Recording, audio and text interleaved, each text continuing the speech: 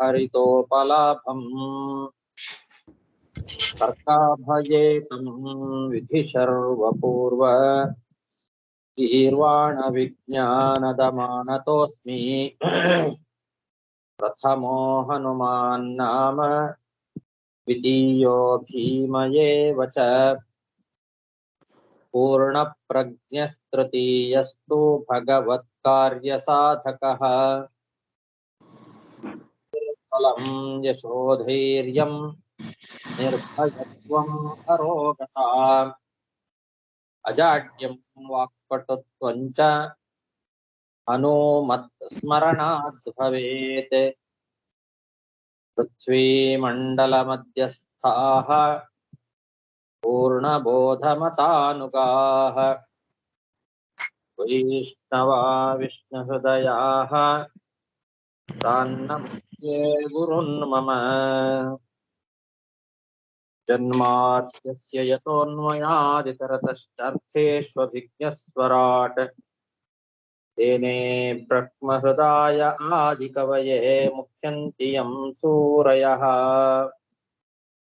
तेजो वारिमृदां यथा विनिमयो यत्र त्रिसर्गो मृषा धाम्ना स्वेन सदा निरस्तकुहकं सत्यं परं धीमहि सृष्टिस्थित्यप्येहा नियतिदृशितमो बन्धमोक्षाश्च यस्मात् अस्य श्रीब्रह्मरुद्रप्रभृतिसुरनरद्वीषशत्रुरात्मकस्य विष्णोर्व्यस्ताः समस्ताः सकलगुणनिधिः सर्वदोषव्यपेतः पूर्णानन्दो व्ययो यो गुरुरपि परमः चिन्तयेतं महान्तम् यं प्रव्रजन्तमनुपेतमपेतकृत्यम् द्वैपायनो विरहकातर आजुहाव पुत्रेति तन्मयतया तरवोऽपि नेदुः तं सर्वभूतहृदयं मुनिमानतोऽस्मि श्रीगुरुभ्यो नमः हरिः ओम्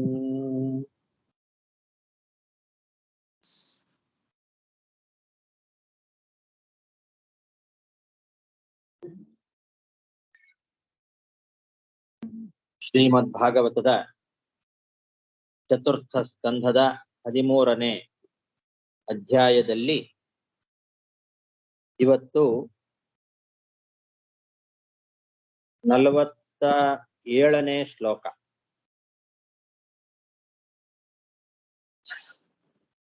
ಏವಂ ಸ ನಿರ್ವಿಣ್ಣಮನಾನ್ ನೃಪೋ ಗೃಹಾನ್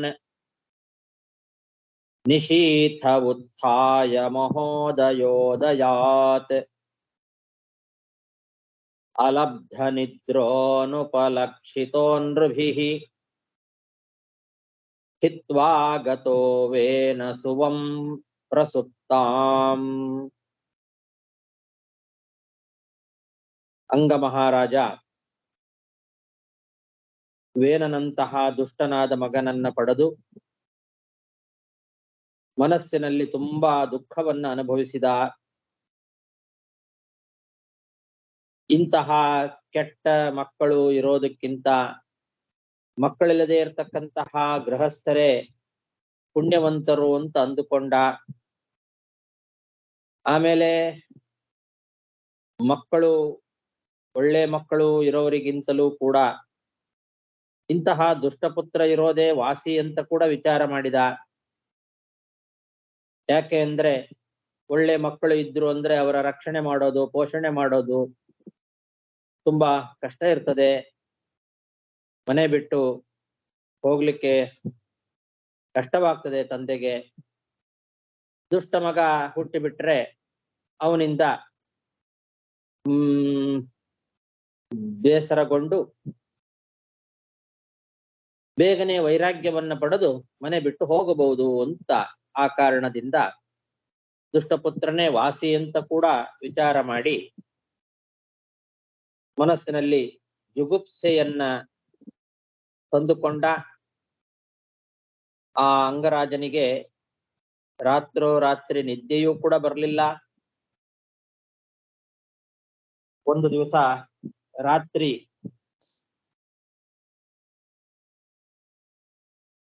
ಆ ವೇನನ ತಾಯಿ ನಿದ್ದೆಯಲ್ಲಿ ಮುಳುಗಿದ್ಲು. ಅವಳನ್ನ ಬಿಟ್ಟು ಅಪಾರವಾದ ಸಂಪತ್ತೇನು ಮಲೆಯಲ್ಲಿ ತುಂಬಿ ತುಳುಕ್ತಾ ಇತ್ತು ಅರಮನೆ. ಆ ಅರಮನೆಯನ್ನೂ ಬಿಟ್ಟು ಯಾರಿಗೂ ಕಾಣದಂತೆ ಹೊರಟು ಹೋಗಿಬಿಟ್ಟ. ರಾತ್ರಿಯೇ ನಿದ್ದೆಯನ್ನ ಬರದೆ ತನ್ನ ಹೆಂಡತಿ ವೇನನ ತಾಯಿ ನಿದ್ದೆಯಲ್ಲಿದ್ದಾಗ ಅಪಾರವಾದ ಸಂಪತ್ತಿನಿಂದ ತುಂಬಿ ತುಳುಕ್ತಾ ಇರತಕ್ಕಂತಹ ಅರಮನೆಯಿಂದ ಯಾರಿಗೂ ಕಾಣದಂತೆ ಹೋಗಿಬಿಟ್ಟ ಅಂತ ಹೇಳ್ತಾ ಇದ್ದಾರೆ. ವೇನಸುವಂ ಪ್ರಸುಪ್ತಾಂ. ವೇನಸುವ ಅಂದ್ರೆ ವೇನನನ್ನ ಹಡೆದಿರ್ತಕ್ಕಂಥವಳು ಪ್ರಸುಪ್ತ ಮಲಗಿದ್ಲು. ಅವಳಿಗೂ ಗೊತ್ತಾಗಿಲ್ಲ, ಹೆಂಡತಿಗೂ ಹೇಳಲಿಲ್ಲ, ಯಾರಿಗೂ ಹೇಳಲಿಲ್ಲ. ಯಾರಿಗೂ ಗೊತ್ತಾಗದೇ ಇರುವ ಹಾಗೆ ಅರಮನೆಯನ್ನ ಬಿಟ್ಟು ಹೊರಟು ಬಿಟ್ಟ. ಏವಂ ಸ ನಿರ್ವಿಣ್ಣಮನಾನ್ ನೃಪೋ ಗೃಹಾನ್ ನಿಶೀಥ ಉತ್ಥಾಯ ಮಹೋದಯೋದಯಾತ್ ಅಲಬ್ಧ ನಿದ್ರೋನುಪಲಕ್ಷಿತೋ ನೃಭಿಃ ಹಿತ್ವಾ ಗತೋ ವೇನಸುವಂ ಪ್ರಸುಪ್ತಾಂ.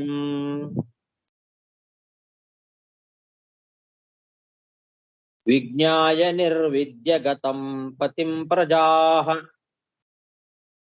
ಪುರೋಹಿತಾಮಾತ್ಯ ಸುಹೃದ್ಗಣಾದಯಃ.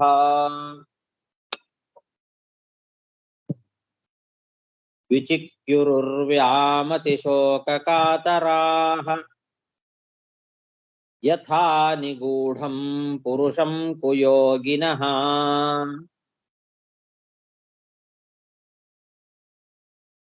ಬೆಳಿಗ್ಗೆ ಎದ್ದಾಗ ನೋಡ್ತಾರೆ, ರಾಜ ಇಲ್ಲ.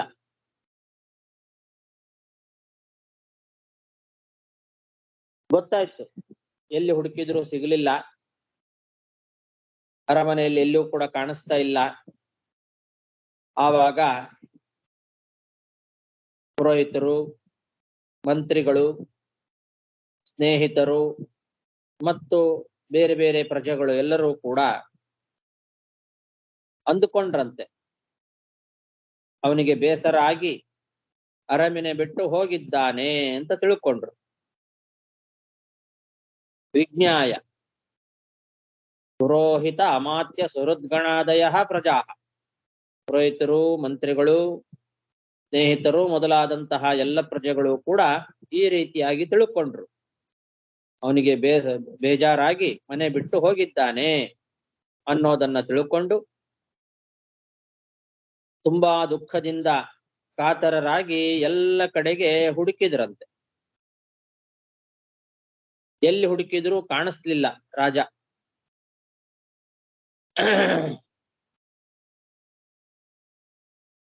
ಎಷ್ಟು ಹುಡುಕಿದ್ರು, ಎಲ್ಲಿ ಹುಡುಕಿದ್ರು ಅವನನ್ನ ಅವನನ್ನ ನೋಡ್ಲಿಕ್ಕೆ ಸಾಧ್ಯ ಆಗಲಿಲ್ಲ.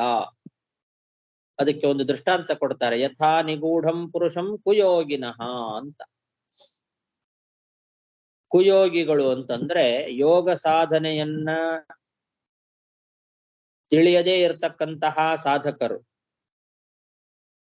ಯೋಗ ಸಿದ್ಧಿ ಇಲ್ಲದೆ ಇರತಕ್ಕಂತಹ ಸಾಧಕರು ತಮ್ಮ ಹೃದಯದಲ್ಲಿ ನಿಗೂಢವಾಗಿ ಇರತಕ್ಕಂತಹ ಭಗವಂತನನ್ನ ಎಷ್ಟು ಹುಡುಕಿದರೂ ಕೂಡ ಹೇಗೆ ಕಾಣಿಸೋದಿಲ್ವೋ ಹಾಗೆ ಅಂತ.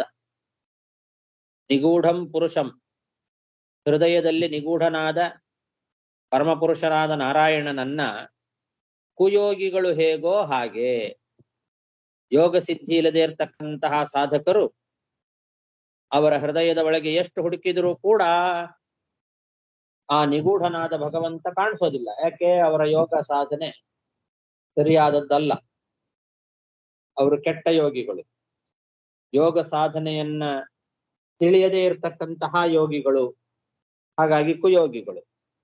ಅಂತಹ ಸಾಧಕರು ತಮ್ಮ ಹೃದಯದಲ್ಲಿ ಎಷ್ಟು ಹುಡುಕಿದರೂ ಕೂಡ ನಿಗೂಢನಾದ ಭಗವಂತ ಹೇಗೆ ಅವರಿಗೆ ಕಣ್ಣಿಗೆ ಕಾಣಿಸೋದಿಲ್ಲವೋ ಅದರಂತೆ ಈ ಎಲ್ಲ ಪುರೋಹಿತರು, ಅಮಾತ್ಯರು, ಸ್ನೇಹಿತರು ಮೊದಲಾದ ಪ್ರಜೆಗಳೆಲ್ಲ ಕಾತರರಾಗಿ ಎಲ್ಲ ಕಡೆಯಲ್ಲಿ ಹುಡುಕಿದರೂ ಕೂಡ ಆ ರಾಜ ಕಾಣಿಸ್ಲೇ ಇಲ್ಲ.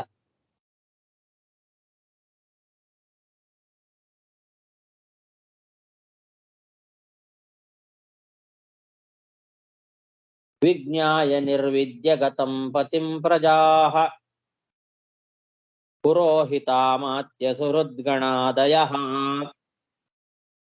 ವಿಚಿಕ್ಯುರುರ್ವ್ಯಾಂ ಅತಿಶೋಕಕಾತರಾಃ ಯಥಾ ನಿಗೂಢಂ ಪುರುಷಂ ಕುಯೋಗಿನಃ.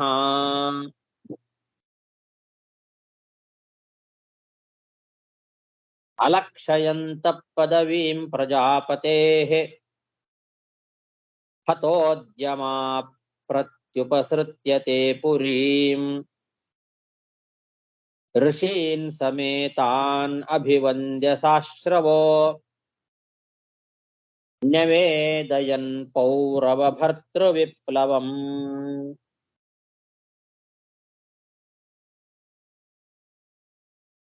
ಪ್ರಜೆಗಳು ಎಲ್ಲಾ ಕಡೆಯಲ್ಲೂ ಹುಡುಕಿದ್ರು, ಎಲ್ಲಿ ಹುಡುಕಿದರೂ ಕೂಡ ತಮ್ಮ ಸ್ವಾಮಿಯಾದಂತಹ ಆ ಅಂಗರಾಜನ ಸುಳಿವೇ ಎಲ್ಲೂ ಸಿಗಲಿಲ್ಲ. ಅದನ್ನ ನಿರಾಶರಾಗಿ ಆ ಎಲ್ಲ ಪ್ರಜೆಗಳು ಕೂಡ ನಗರಕ್ಕೆ ಹಿಂತಿರುಗಿ ಬಂದರು.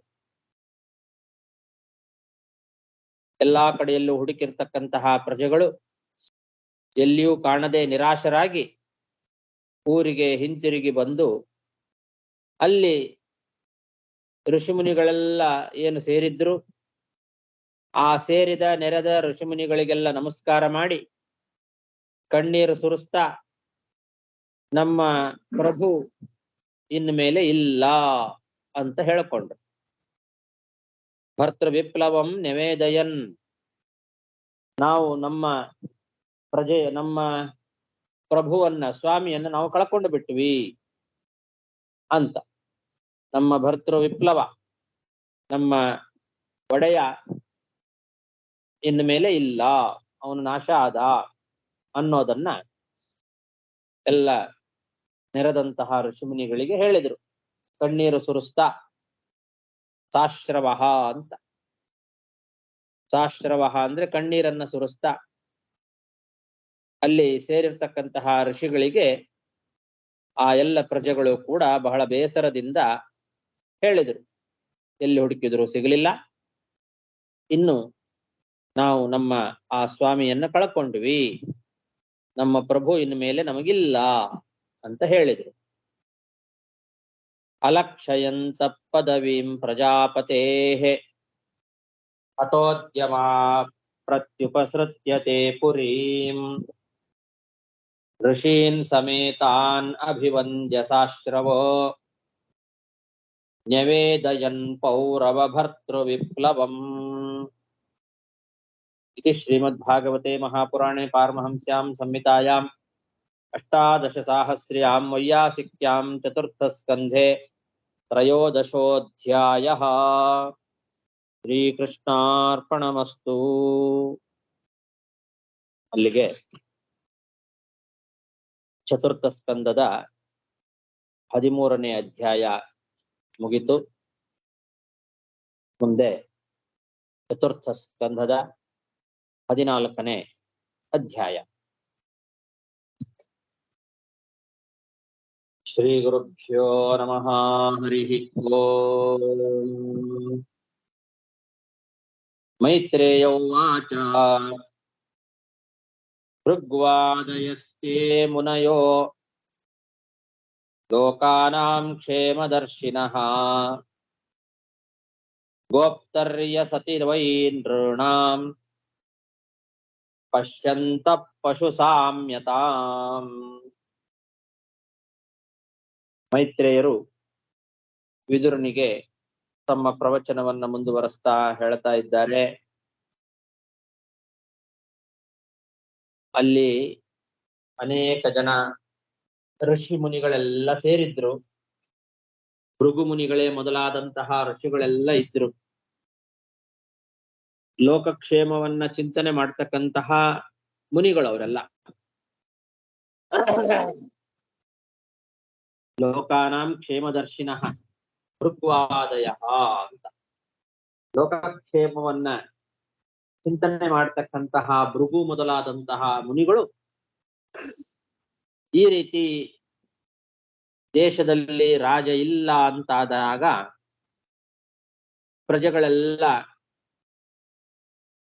ಪಶುಗಳಂತೆ ಸ್ವೇಚ್ಛಾಚಾರಿಗಳಾಗಿ ವರ್ತನೆ ಮಾಡಲಿಕ್ಕೆ ಪ್ರಾರಂಭ ಮಾಡಿದ್ದನ್ನ ನೋಡಿದ್ರು. ಅರಾಜಕತೆ ಉಂಟಾಯ್ತು ಅಂತಂದ್ರೆ ದೇಶದಲ್ಲಿ ಪ್ರಜೆಗಳು ಸ್ವಚ್ಛಂದ ಪ್ರವೃತ್ತಿ ಮಾಡ್ತಾರೆ. ಒಬ್ಬ ರಾಜ ನಮ್ಮನ್ನ ನಿಯಂತ್ರಣ ಮಾಡ್ತಕ್ಕಂಥವನಿದ್ದಾನೆ ಅಂತಾದಾಗ ಮಾತ್ರ ಭಯ ಇರ್ತದೆ. ಆವಾಗ ನಿಯಮಕ್ಕೆ ಸರಿಯಾಗಿ ನಡ್ಕೊಳ್ತಾ ಇರ್ತಾರೆ.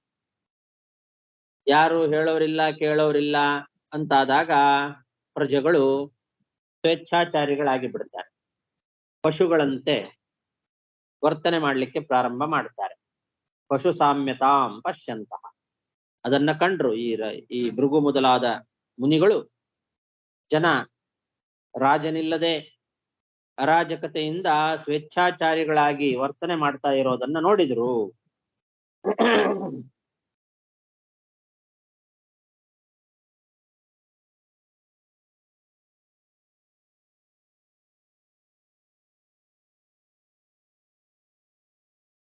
ಭೃಗ್ವಾದಯಸ್ತೆ ಮುನಯೋ ಲೋಕಾನಾಂ ಕ್ಷೇಮದರ್ಶಿನಃ ಗೋಪ್ತರ್ಯಸತಿ ವೈ ನೃಣಾಂ ಪಶ್ಯಂತಃ ಪಶು ಸಾಮ್ಯತಾಂ ವೀರಮಾತರಮಾಹೂಯ ಸುನೀತಾಂ ಬ್ರಹ್ಮವಾದಿನಃ ಪ್ರಕೃತ್ಯಾ ಸಮ್ಮತಂ ವೇನಂ ಅಭ್ಯಷಿಂಚನ್ ಪತಿಂ ಭುವಃ.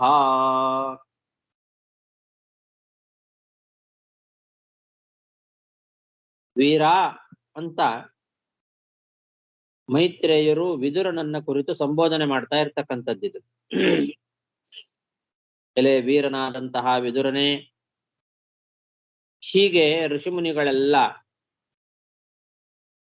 ಆ ಲೋಕಕ್ಷೇಮವನ್ನ ಚಿಂತನೆ ಮಾಡುವವರಾಗಿ ರಾಜನಿಲ್ಲದೆ ಇರತಕ್ಕಂತಹ ದೇಶವನ್ನ ನೋಡಿ ಸ್ವೇಚ್ಛಾಚಾರಿಗಳಾದಂತಹ ಪ್ರಜೆಗಳನ್ನು ಕೂಡ ನೋಡಿ ಬ್ರಹ್ಮಜ್ಞಾನಿಗಳಾದಂತಹ ಆ ಮುನಿಗಳು ತಾಯಿಯಾಗಿರ್ತಕ್ಕಂತಹ ಸುನೀತಾದೇವಿಯನ್ನ ಕರೆಸಿಕೊಂಡ್ರು.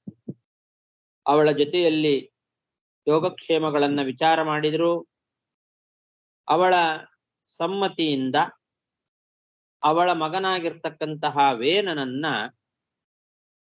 ಸಿಂಹಾಸನದಲ್ಲಿ ಕೂಡಿಸಿದರು. ಪ್ರಕೃತ್ಯಾ ಸಮ್ಮತಂ ಪತಿಂ ಭುವಃ ಅಂತ. ವೇನ ಸ್ವಭಾವತಃ ಸಿಂಹಾಸನಕ್ಕೆ ಅನರ್ಹ, ಅಸಮ್ಮತಂ ಅಂತ. ಪ್ರಕೃತ್ಯ ಅಸಮ್ಮತಂ, ಪ್ರಕೃತಿಯಿಂದ ಅವನು ಅಸಮ್ಮತ, ಸಮ್ಮತ ಅಲ್ಲ. ಅಂದ್ರೆ ಸಿಂಹಾಸನಕ್ಕೆ ಯೋಗ್ಯನಲ್ಲ ಅವನು. ಅವನು ದುಷ್ಟ. ಅವನಲ್ಲಿ ರಾಜನಾಗುವ ಅರ್ಹತೆಗಳು ಅವನಲ್ಲಿ ಇರಲಿಲ್ಲ. ಆದರೂ ಕೂಡ ಸಿಂಹಾಸನದಲ್ಲಿ ಕೂಡಿಸಿ ಪಟ್ಟಾಭಿಷೇಕ ಮಾಡಿದರು ಅಂತ ಅರ್ಥ. ಪ್ರಕೃತ್ಯ ಅಸಮ್ಮತಂ ಅಂತ ಪಾಠ ಇಟ್ಟುಕೊಂಡ್ರೆ ಬಹಳ ಒಳ್ಳೇದು. ಪ್ರಕೃತ್ಯ ಸಮ್ಮತಂ, ಪ್ರಕೃತ್ಯಸಮ್ಮತಂ ಅಂತ ಕೂಡ ಇದೆ ಪಾಠ. ಪ್ರಕೃತ್ಯ ಅಸಮ್ಮತಂ ಅಂತ ಅದನ್ನ ಮಧ್ಯದಲ್ಲಿ ಎಸ್ ಹಾಕೊಂಡು ಕೂಡ ಓದಬಹುದು. ಪ್ರಕೃತ್ಯ ಸಮ್ಮತಂ ಅಂತ ಇದ್ರೆ, ಪ್ರಕೃತ್ಯ ಅಂತ ಬೇರೆ ಪದ ಮಾಡ್ಕೊಂಡು ಸಮ್ಮತಂ ಅಂತ ಮಾಡಬಾರ್ದು. ಅಸಮ್ಮತಂ ಅಂತಾನೆ ಮಾಡ್ಬೇಕು. ಅಸಮ್ಮತಂ ಅಂತಾನೆ ಪದಚ್ಛೇದ ಮಾಡ್ಕೊಳ್ಬೇಕು.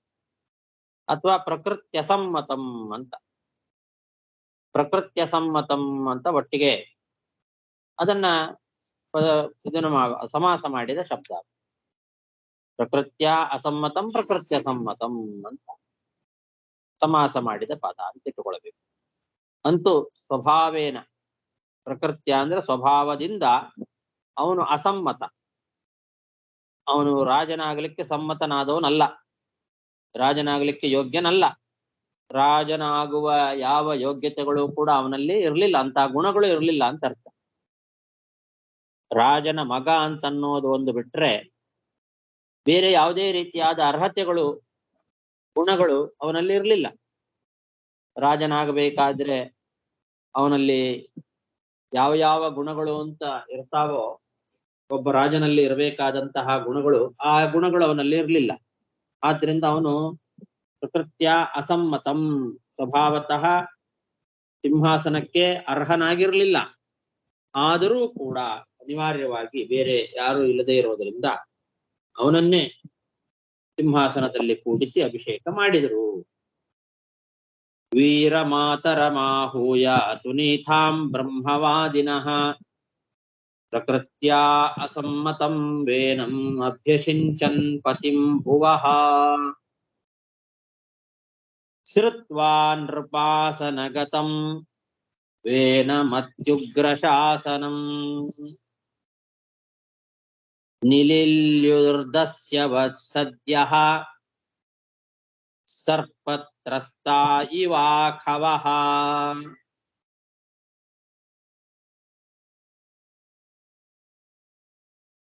ವೇನ ಸಿಂಹಾಸನದಲ್ಲಿ ಕೂತ ಅಭಿಷಿಕ್ತನಾದ ಅಂತನ್ನೋದನ್ನ ಕೇಳಿ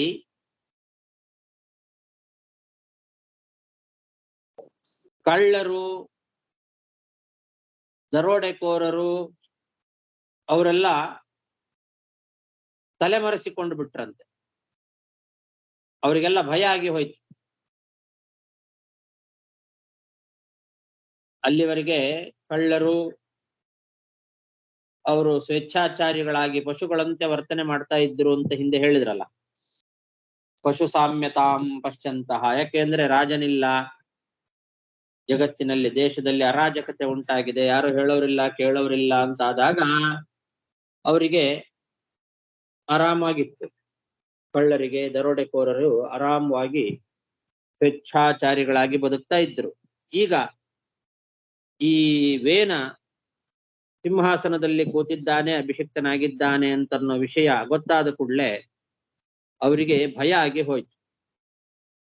ಯಾಕೆ ಅಂದ್ರೆ ಇವನು ವೇನಂ ಅತ್ಯುಗ್ರ ಶಾಸನಂ ಅಂತ ಅವನಿಗೊಂದು ವಿಶೇಷಣ ಕೊಟ್ಟಿದ್ದಾರೆ. ಅತ್ಯುಗ್ರ ಶಾಸನ, ಅತ್ಯಂತ ಉಗ್ರವಾದ ಶಾಸನವುಳ್ಳವನು ಈ ವೇನ. ಉಗ್ರವಾದ ದಂಡನೆಯನ್ನ ವಿಧಾನ ಮಾಡ್ತಾನೆ. ಅತಿಯಾದ ಉಗ್ರವಾದ ದಂಡನೆಗಳನ್ನ ವಿಧಾನ ಮಾಡ್ತಕ್ಕಂಥವನು ಈ ವೇನ. ಅವನ ಬಗ್ಗೆ ಗೊತ್ತಿತ್ತು ಜನರಿಗೆ. ಯಾರನ್ನೂ ಕೂಡ ಅವನು ಕಾರುಣ್ಯದಿಂದ ನೋಡಿದವನೇ ಅಲ್ಲ.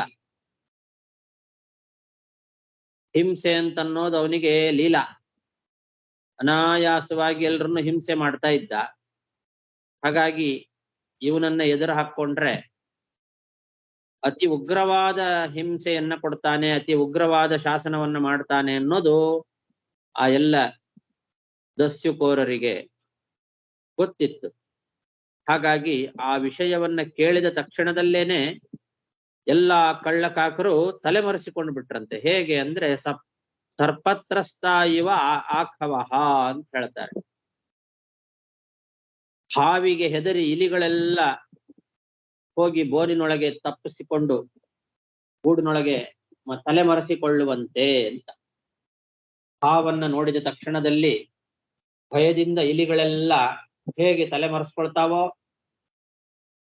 ಮುಚ್ಚಿ ಅಡಕೊಂಡು ಕುತ್ಕೊಳ್ತಾವೋ, ಹಾಗೆ ಹಾವಿಗೆ ಹೆದರಿ ಇಲಿಗಳು ತಲೆಮರೆಸಿಕೊಳ್ಳುವಂತೆ ಈ ಉಗ್ರ ಶಾಸನ ಉಳ್ಳಂತಹ ವೇನ ಪಟ್ಟಾಭಿಷಿಕ್ತನಾದ ಅನ್ನೋ ವಿಷಯವನ್ನ ಕೇಳಿ ಆ ಎಲ್ಲ ಕಳ್ಳರು, ದರೋಡೆಕೋರರು ಎಲ್ಲ ತಲೆಮರೆಸಿಕೊಂಡು ಬಿಟ್ರು.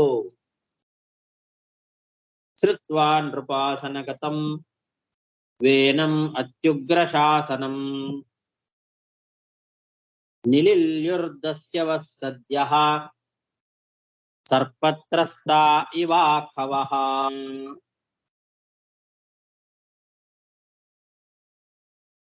ಸ ಆರೂಢ ನೃಪಸ್ಥಾನ ಉನ್ನದ್ಘೋಷ್ಟ ವಿಭೂತಿಭಿಃ ಅವಮೇನೆ ಮಹಾಭಾಗಾನ್ ಸ್ತಬ್ಧಃ ಸಂಭಾವಿತ ಸ್ವಯಂ. ಒಬ್ಬ ಸಿಂಹಾಸನದಲ್ಲಿ ರಾಜನಾಗಿ ಪಟ್ಟಾಭಿಷಿಕ್ತನಾದ ಅಂತಂದ್ರೆ ಹಿಂದೆ ಹೇಳಿದಂತೆ ಅವನಲ್ಲಿ ಅಷ್ಟದಿಕ್ಪಾಲಕರ ತೇಜಸ್ಸು ಬರುತ್ತೆ. ಆ ಒಂದು ಸ್ಥಾನವೇ ಹಾಗೆ. ಆ ಸ್ಥಾನದಲ್ಲಿ ಋಷಿಮುನಿಗಳೆಲ್ಲ ಮಂತ್ರಪೂರಿತವಾದ ಜಲದಿಂದ ಅವನಿಗೆ ಅಭಿಷೇಕವನ್ನ ಮಾಡೋದ್ರಿಂದ ಆ ರಾಜನಾಗಿ ಸಿಂಹಾಸನದಲ್ಲಿ ಕೂತಂತಹ ವ್ಯಕ್ತಿಗೆ ಅಷ್ಟದಿಕ್ಪಾಲಕರ ತೇಜಸ್ಸು ಕೂಡ ಬರುತ್ತೆ. ಹಾಗಾಗಿ ಈ ವೇನ ರಾಜಸಿಂಹಾಸನವನ್ನ ಏರಿ ಅಂತಹ ಅಷ್ಟದಿಕ್ಪಾಲಕರ ತೇಜಸ್ಸನ್ನ ಪಡೆದು ಅದರಿಂದ ಅವನಿಗೆ ಅಹಂಕಾರ ಜಾಸ್ತಿ ಆಯ್ತು. ಮದದಿಂದ ಕೊಬ್ಬಿಬಿಟ್ಟ. ಉನ್ನದ್ಧಃ ಆ ಒಂದು ಕೊಬ್ಬಿನಿಂದ ಅವನು ಅವಿಧೇಯನಾಗಿ ವರ್ತನೆ ಮಾಡಲಿಕ್ಕೆ ಪ್ರಾರಂಭ ಮಾಡಿದ. ನನಗೆ ಸಮಾನ ಯಾರೂ ಇಲ್ಲ ಅಂತ ಅಂದುಕೊಂಡ. ಎಲ್ಲರನ್ನೂ ದ್ವೇಷ ಮಾಡಲಿಕ್ಕೆ ಪ್ರಾರಂಭ ಮಾಡಿದ. ಗುರುಗಳು ಹಿರಿಯರು ಅಂತ ಇಲ್ಲದೆ ಅವರೆಲ್ಲರನ್ನೂ ಕೂಡ ಅವಿಧೇಯನಾಗಿ ಅವರೆಲ್ಲರ ಜೊತೆಯಲ್ಲಿ ನಡೆದುಕೊಂಡ. ವಿನಯ ಇಲ್ಲ. ಆ ಎಲ್ಲ ಹಿರಿಯರನ್ನ ಅವಮಾನ ಮಾಡಲಿಕ್ಕೆ ಪ್ರಾರಂಭ ಮಾಡಿದ. ಮಹಾಭಾಗಾನ್ ಅವಮೇನೆ, ಮಹಾಭಾಗರು ಗುರು ಹಿರಿಯರು ಅವ್ರನ್ನೆಲ್ಲ ಅವಮಾನ ಮಾಡಲಿಕ್ಕೆ ಪ್ರಾರಂಭ ಮಾಡಿದ. ನನಗೆ ಸಮಾನರೇ ಯಾರು ಇಲ್ಲ ಅಂತ ಅವರನ್ನೆಲ್ಲ ದ್ವೇಷ ಮಾಡಲಿಕ್ಕೆ ಪ್ರಾರಂಭ ಮಾಡಿದ. ಅವರಲ್ಲಿ ಅವಿಧೇಯನಾಗಿ ನಡ್ಕೊಳ್ಳಿಕ್ಕೆ ಪ್ರಾರಂಭ ಮಾಡಿದ. ದುಷ್ಟರ ಕೈಯಲ್ಲಿ ಸಂಪತ್ತು ಬಂದ್ರೆ, ದುಷ್ಟರಿಗೆ ಅಧಿಕಾರ ಸಿಕ್ಕರೆ ಅದು ಹೀಗೆ ಆಗತ್ತೆ. ದುಷ್ಟರಿಗೆ ಏನಾದ್ರೂ ಸಂಪತ್ತು ಬಂತು, ಅಧಿಕಾರ ಬಂತು ಅಂತಾದ್ರೆ ಅದು ದುರುಪಯೋಗ ಆಗತ್ತೆ ಅಂತನ್ಲಿಕ್ಕೆ ಇವನು ಉದಾಹರಣೆ. ಅಷ್ಟದಿಕ್ಪಾಲಕರ ತೇಜಸ್ಸನ್ನ ಪಡೆದ ಮೇಲೆ ಅದರಿಂದ ಕೊಬ್ಬಿ ಹಿರಿಯರಿಗೆ ಅವಮಾನ ಮಾಡಲಿಕ್ಕೆ ಪ್ರಾರಂಭ ಮಾಡಿದ. ಎಲ್ಲರನ್ನು ದ್ವೇಷ ಮಾಡಲಿಕ್ಕೆ ಪ್ರಾರಂಭ ಮಾಡಿದ. ನನಗೆ ಸಮಾನರೇ ಯಾರು ಇಲ್ಲ ಅಂತ ತಿಳ್ಕೊಂಡ. ಸ ಆರೂಢ ನೃಪಸ್ಥಾನ ಉನ್ನದ್ಘೋಷ್ಟ ವಿಭೂತಿಭಿಃ ಅವಮೇನೆ ಮಹಾಭಾಗಾನ್ ಸ್ತಬ್ಧ ಸಂಭಾವಿತ ಸ್ವಯಂ ಏವಂ ಮದಾಂಧವುತ್ಸಿಕ್ತೋ ನಿರಂಕುಶ ಇವ ದ್ವಿಪಃ ಪರ್ಯಟನ್ ರಥಮಾಸ್ಥಾಯ ಕಂಪಯನ್ನಿವ ರೋದಸಿ.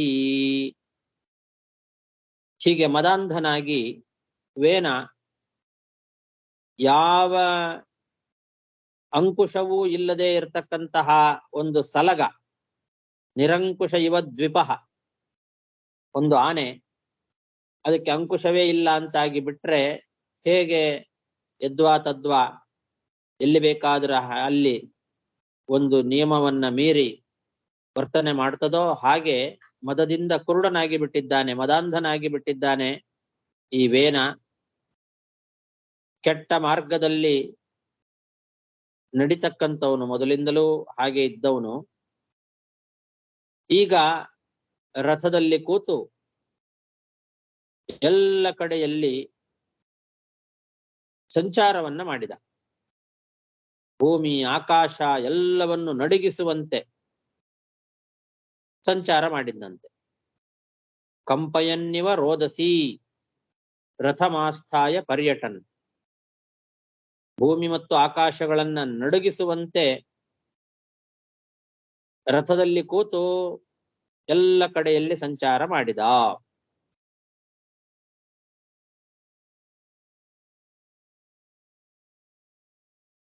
ಏವಂ ಮದಾಂಧ ಉತ್ಸಿಕ್ತೋ ನಿರಂಕುಶ ಇವ ದ್ವಿಪಃ ಪರ್ಯಟನ್ ರಥಮಾಸ್ಥಾಯ ಕಂಪಯನ್ನಿವ ರೋದಸಿ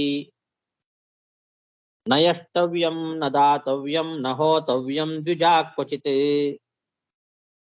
ಏವಂ ನ್ಯವಾರಯದ್ಧರ್ಮಂ ಭೇರಿ ಘೋಷೇಣ ಸರ್ವತಃ. ಈ ದುಷ್ಟನಾದಂತಹ ವೇನ ರಾಜ ಎಲ್ಲ ಕಡೆಯಲ್ಲಿ ಸಿಂಹಾಸನದಲ್ಲಿ ಕೂತವನು ತನ್ನ ಅಧಿಕಾರವನ್ನ ಚಲಾಯಿಸ್ತಾ ಎಲ್ಲ ಕಡೆಯಲ್ಲಿ ಸಂಚಾರ ಮಾಡ್ತಾ ಬ್ರಾಹ್ಮಣರಿಗೆಲ್ಲ ಹೇಳಿದ್ನಂತೆ, ಎಲೆ ಬ್ರಾಹ್ಮಣರೇ,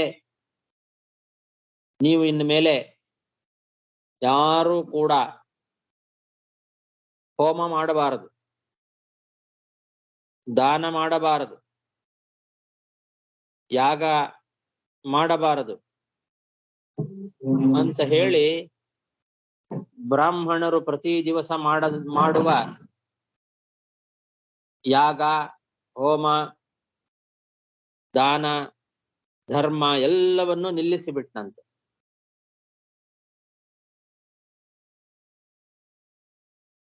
ನ್ಯಮಾರಯದ್ ಧರ್ಮಂ ಅಂತ ಧರ್ಮವನ್ನೇ ನಿಲ್ಲಿಸಿಬಿಟ್ಟ. ಭೇರಿ ಘೋಷ ಮಾಡಿದ, ಡಂಗುರ ಹೊಡೆಸಿದ. ಡಂಗುರ ಹೊಡೆಸಿ ಯಾವ ಬ್ರಾಹ್ಮಣರು ಕೂಡ ಯಾರೂ ಯಜ್ಞ ಯಾಗಗಳನ್ನ ಮಾಡುವಂತಿಲ್ಲ, ದಾನ ಧರ್ಮಗಳನ್ನ ಮಾಡುವಂತೆ ಇಲ್ಲ, ಇನ್ನು ಮೇಲೆ ಯಾರೂ ಬ್ರಾಹ್ಮಣರು ಯಜ್ಞ ಮಾಡಬಾರದು, ದಾನ ಮಾಡಬಾರದು, ಹೋಮ ಮಾಡಬಾರದು ಅಂತ ಡಂಗುರ ಹೊಡೆಸಿಬಿಟ್ಟ. ಧರ್ಮವನ್ನೇ ನಿಲ್ಲಿಸಿಬಿಟ್ಟ. ನ ಯಷ್ಟವ್ಯಂ ನ ದಾತವ್ಯಂ ನ ಹೋತವ್ಯಂ ದ್ವಿಜಾ ಕ್ವಚಿತ್ ಏವಂ ನ್ಯವಾರಯದ್ ಧರ್ಮಂ ಭೇರಿ ಘೋಷೇಣ ಸರ್ವತಃ. ವೇನಸ್ಯಾವೇಕ್ಷ್ಯ ಮುನಯೋ ದುರ್ವೃತ್ತಸ್ಯ ವಿಚೇಷ್ಟಿತಂ ವಿಮೃಶ್ಯ ಲೋಕವ್ಯಸನಂ ಕೃಪಯೋಚುಸ್ಮ ಸತ್ರಿಣಃ.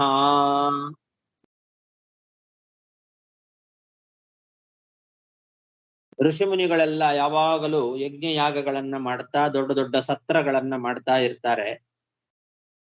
ಆ ರೀತಿ ಆ ಋಷಿಮುನಿಗಳು ಮಾಡೋದ್ರಿಂದಲೇನೆ ಲೋಕ ಕ್ಷೇಮವಾಗಿ ಇರ್ತದೆ. ಅಂತಹ ಋಷಿಮುನಿಗಳೆಲ್ಲ ಯಜ್ಞ ಯಾಗಗಳನ್ನೇನು ಮಾಡ್ತಾ ಇದ್ರು, ಅವರು ಈ ವೇನ ಕೊಟ್ಟಂತಹ ದುರಾಚಾರ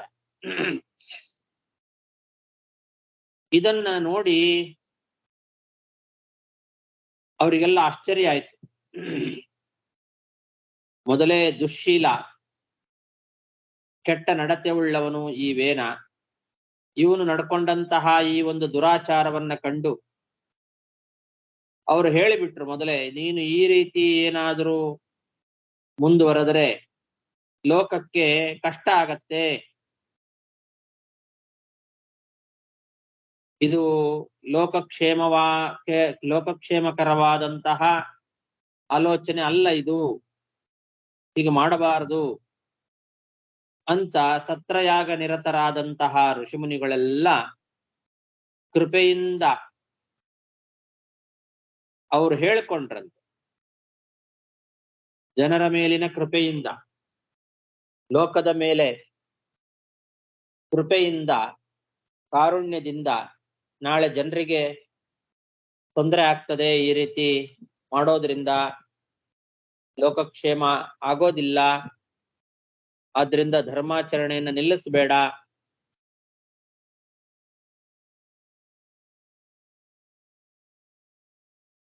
ಅಂತ ಹೇಳಿಕೊಂಡ್ರು.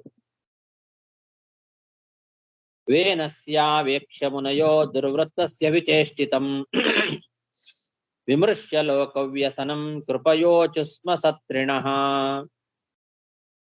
ಅಹೋ ಉಭಯತ ಪ್ರಾಪ್ತಂ ಲೋಕಸ್ಯ ವ್ಯಸನಂ ಮಹತೆ ದಾರುಣ್ಯುಭಯತೋ ದೀಪ್ತಃ ಇವ ತಸ್ಕರ ಪಾಲಯೋಃ.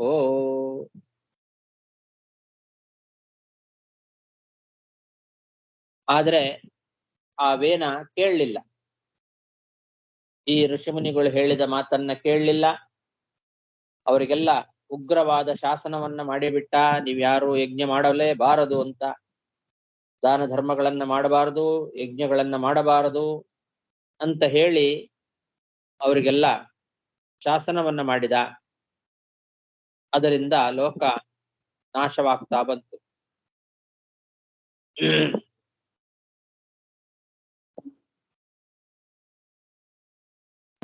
ಪ್ರಜೆಗಳೆಲ್ಲ ತುಂಬಾ ಕಷ್ಟವನ್ನ ಅನುಭವಿಸ್ಲಿಕ್ಕೆ ಪ್ರಾರಂಭ ಮಾಡಿದರು. ಅವರಿಗೆ ಎರಡೂ ಕಡೆಯಿಂದಲೂ ಕೂಡ ಸಂಕಟ ಆಗ್ತಾ ಇದೆ. ಪ್ರಜೆಗಳಿಗೆ ಎರಡು ಕಡೆಯಿಂದಲೂ ತೊಂದರೆಗಳು ಬರ್ತಾ ಇದೆ. ಅದಕ್ಕೆ ಒಂದು ದೃಷ್ಟಾಂತ ಕೊಡ್ತಾರೆ, ದಾರುಣ್ಯ ಉಭಯತೋ ದೀಪ್ತಃ ಅಂತ. ಒಂದು ಕಟ್ಟಿಗೆಗೆ ಆ ಕಡೆಯಿಂದಲೂ ಬೆಂಕಿ ಹತ್ತಿದೆ, ಈ ಕಡೆಯಿಂದಲೂ ಬೆಂಕಿ ಹತ್ತಿ ಉರಿತಾ ಇದೆ. ಕಟ್ಟಿಗೆ ತುಂಡು ಎರಡೂ ಕಡೆ ಹತ್ತಿ ಉರಿತಾ ಇದ್ರೆ ಮಧ್ಯದಲ್ಲಿ ಸಿಕ್ಕಾಕೊಂಡಿರ್ತಕ್ಕಂತಹ ಇರುವೆ ಮುಂತಾದ ಜಂತುಗಳು ಎಷ್ಟು ಕಷ್ಟವನ್ನ ಅನುಭವಿಸ್ತವೆ. ಯಾವ್ದಾದ್ರೂ ಒಂದು ಕಡೆಗೆ ಬೆಂಕಿ ಹತ್ತುಕೊಂಡ್ರೆ ಇನ್ನೊಂದು ಕಡೆಯಿಂದ ತಮ್ಮ ಪ್ರಾಣ ರಕ್ಷಣೆಯನ್ನು ಮಾಡ್ಕೊಳ್ಳಿಕ್ಕೆ ಇರುವೆ ಮುಂತಾದ ಜಂತುಗಳು ಓಡಿ ಹೋಗ್ತವೆ. ಆ ಕಡೆಯಿಂದಲೂ ಬೆಂಕಿ ಹತ್ತಿದೆ, ಈ ಕಡೆಯಿಂದಲೂ ಬೆಂಕಿ ಹತ್ತಿದೆ ಒಂದು ಕಟ್ಟಿಗೆ ತುಂಡಿಗೆ. ಅದರ ಮಧ್ಯದಲ್ಲಿ ಸಿಕ್ಕಾಕೊಂಡಿರ್ತಕ್ಕಂತಹ ಇರುವೆ ಮೊದಲಾದ ಜಂತುಗಳು ಎಷ್ಟು ಕಷ್ಟವನ್ನ ಅನುಭವಿಸಿರ್ಬೇಕು. ಆ ಕಡೆ ಹೋದ್ರೂ ಉರಿತಾ ಇದೆ ಬೆಂಕಿ, ಆ ಕಡೆಯಿಂದ ತಪ್ಪಿಸ್ಕೊಳ್ಳೋಣ ಅಂತ ಈ ಕಡೆ ಬಂದ್ರೆ ಈ ಕಡೆಯಿಂದಲೂ ಉರಿತಾ ಇದೆ, ಎಲ್ಲೂ ಹೋಗ್ಲಿಕ್ಕೆ ಜಾಗ ಇಲ್ಲ. ಎರಡು ಕಡೆಯಿಂದಲೂ ಕೂಡ ಹತ್ತಿ ಉರಿತಾ ಇರತಕ್ಕಂತಹ ಕಟ್ಟಿಗೆ ತುಂಡಿನ ಮಧ್ಯದಲ್ಲಿರುವ ಆ ಇರುವೆ ಮೊದಲಾದ ಜಂತುಗಳಂತೆ ಪ್ರಜೆಗಳಿಗೆ ಎರಡು ಕಡೆಯಿಂದಲೂ ಕೂಡ ಮಹಾ ವಿಪತ್ತು ಬಂದು ಒದಗಿದೆ. ಇವಾಗ ಒಂದು ಕಡೆ ದುಷ್ಟನಾದಂತಹ ರಾಜನ ಅತ್ಯುಗ್ರ ಶಾಸನ, ಮತ್ತೊಂದು ಕಡೆ ಕಳ್ಳರು ದರೋಡೆಕೋರರು ಅವರ ಕಾಟ. ಕಳ್ಳರ ದರೋಡೆಕೋರರ ಕಾಟವನ್ನ ತಪ್ಪಿಸ್ಕೊಳ್ಳೋಣ ಅಂತ ರಾಜನ ಹತ್ರ ಹೋಗೋಣ ಅಂದ್ರೆ ರಾಜ ಅವ್ರಿಗಿಂತಲೂ ಮಹಾದುಷ್ಟ. ರಾಜನ ಕಾಟವನ್ನ ತಡ್ಕೊಳ್ಬೇಕು ಅಂತ ಈ ಕಡೆಗೆ ಬರೋಣ ಅಂದ್ರೆ ಕಳ್ಳರು ದರೋಡೆಕೋರರು ಸ್ವಚ್ಛಂದವಾಗಿ ನಮ್ಮ ಮೇಲೆ ಅವರು ದಾಳಿ ಮಾಡ್ತಾ ಇದ್ದಾರೆ. ಧರ್ಮದ ಭಯ ಇಲ್ಲ ಯಾರಿಗೂ. ಹೀಗೆ ಸಾಧಾರಣ ಪ್ರಜೆಗಳು ಎರಡೂ ಕಡೆಯಿಂದಲೂ ಕೂಡ ದುಃಖವನ್ನ ಅನುಭವಿಸ್ತಾ ಇದ್ದಾರೆ. ಒಂದು ಕಟ್ಟಿಗೆಯ ತುಂಡಿಗೆ ಎರಡೂ ಕಡೆಯಿಂದ ಬೆಂಕಿ ಹತ್ತಿದಾಗ ಮಧ್ಯದಲ್ಲಿರುವ ಜಂತುಗಳು ಹೇಗೆ ಕಷ್ಟಪಡ್ತಾ ಇರ್ತಾವೋ ಹಾಗೆ ಉಭಯತಃ ಪ್ರಾಪ್ತಂ, ಎರಡು ಕಡೆಯಿಂದಲೂ ಕೂಡ ಮಹಾ ವಿಪತ್ತು ಬಂದಿದೆ ಅಂತ ಕಷ್ಟಪಡ್ತಾ ಇದ್ದಾರೆ ಪ್ರಜೆಗಳು. ಅಯ್ಯೋ ಅಂತ ಒದ್ದಾಡ್ತಾ ಇದ್ದಾರೆ. ಅಹೋ ಉಭಯತ ಪ್ರಾಪ್ತಂ ಲೋಕಸ್ಯ ವ್ಯಸನಂ ಮಹತ್ ದಾರುಣ್ಯುಭಯತೋ ದೀಪ್ತಃ ಇವ ತಸ್ಕರ ಪಾಲಯೋಃ. ಸಾಕು. ಶ್ರೀಕೃಷ್ಣಾರ್ಪಣಮಸ್ತು.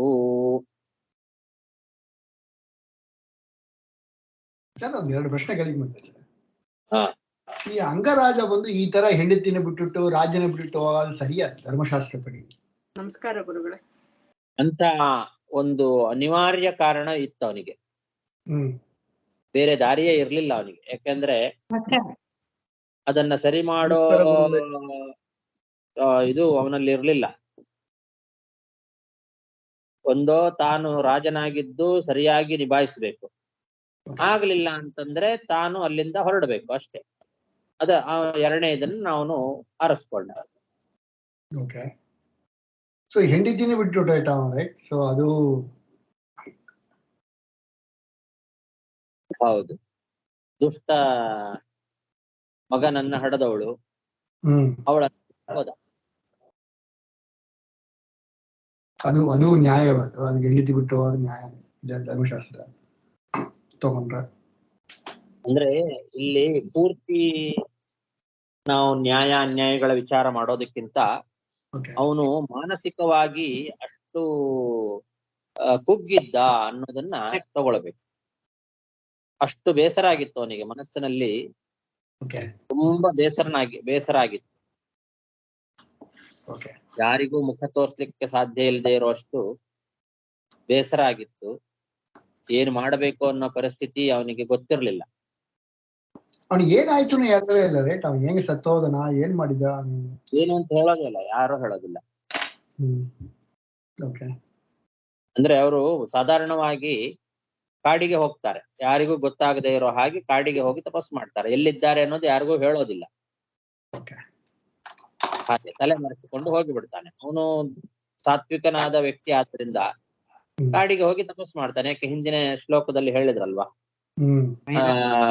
ಆರಾಮವಾಗಿ ಮನೆ ಬಿಟ್ಟು ಕಾಡಿಗೆ ಹೋಗಬಹುದು ಅಂತ ಅವನೇ ತಾನೇ ವಿಚಾರ ಮಾಡಿದ್ದ. ದುಷ್ಟ ಮಗ ಆದ್ರಿಂದ ನಮಗೆ ಒಂದು ವಿಚಾರ, ದುಷ್ಟ ಮಗ ಇದ್ರೆ ಒಳ್ಳೇದು, ಒಂದ್ ರೀತಿ ವೈರಾಗ್ಯದಿಂದ ಹೋಗ್ಬೋದು, ಎಲ್ಲ ಬಿಟ್ಟು ಮನೆ ಹೆಂಡತಿ ಮಕ್ಕಳನ್ನೆಲ್ಲ ಬಿಟ್ಟು ಆರಾಮಾಗಿ ಕಾಡಿಗೆ ಹೋಗಿ ತಪಸ್ಸು ಮಾಡಬಹುದು ಅಂತ ವಿಚಾರ ಮಾಡಿದ್ನಲ್ಲ. ಹಾಗಾಗಿ ಅದನ್ನೇ ಆತ್ಮಹತ್ಯೆ ಮಾಡ್ಕೊಳ್ಬಾರ್ದು. ಈಗಿನ ಕಾಲದಲ್ಲಿ ಈ ತರ ಪರಿಸ್ಥಿತಿ ಬಂದಾಗ ಆತ್ಮಹತ್ಯೆಗೆ ಶರಣಾಗ್ತಾರೆ ಜನ. ಆತ್ಮಹತ್ಯೆ ಅನ್ನೋದು ಮಹಾದೋಷ, ಅದು ಅವ್ರಿಗೆ ಗೊತ್ತಿತ್ತು. ಯಾರು ಹಾಗೆ ಮಾಡ್ಕೊಳ್ತಿರ್ಲಿಲ್ಲ. ಎಲ್ಲಾ ಬಿಟ್ಟು ಕಾಡಿಗೆ ಹೋಗ್ತಿದ್ರು, ತಪಸ್ಸು ಮಾಡ್ತಿದ್ರು. ಅಲ್ಲಿ ತಾನಾಗಿಯೇ ಪ್ರಾಣ ಹೋದ್ರೆ ಅದು ದೈವೇಚ್ಛೆ. ತಮ್ಮ ದೇಹದ ಮೇಲೆ ಅಭಿಮಾನವನ್ನ ಬಿಟ್ಟು ತಪಸ್ಸು ಮಾಡಬೇಕು. ತಪಸ್ಸು ಮಾಡುವಾಗ ಆವಾಗ ಏನಾದ್ರೂ ತೊಂದರೆಗಳು ಬಂದು ಪ್ರಾಣಿಗಳಿಗೆ ಆಹುತಿ ಆದ್ರೆ ಅದು ದೈವೇಚ್ಛೆ. ನಾವು ಹೋಗಿ ನಮ್ಮ ದೇಹವನ್ನ ತ್ಯಾಗ ಮಾಡಬಾರದು. ಈ ಮಹಾದುಷ್ಟನ ರಾಜನ ಮಾಡ್ತಾರ, ಅವ್ರಿಗೆ ಗೊತ್ತು ಇವ್ ರಾಜನ ಮಾಡಿರ ಬಂದು ಈ ರಾಜ್ಯಲ್ಲ ಬಂದು ಇಟ್ಟು ಕಷ್ಟ ಬರ ಅದನ್ನ ಗೊತ್ತಾಯೇ ಭೃಗುಮುನಿ ಅವರೆಲ್ಲ ಬಂದು ಮಾಡ್ತಾರ ಅಂದ್ರೆ ಏನರ್ಥ? ಅದೇ ಭಗವಂತನ ಸಂಕಲ್ಪ ಹಾಗೆ ಇದೆ, ಅದಕ್ಕೋಸ್ಕರ ಅವ್ರು ಮಾಡಿದ್ರು. ಮತ್ತೆ ಮುಂದೆನೂ ಆಗೋದು ಗೊತ್ತಿದೆ ಅಲ್ಲ ಅವರಿಗೆ.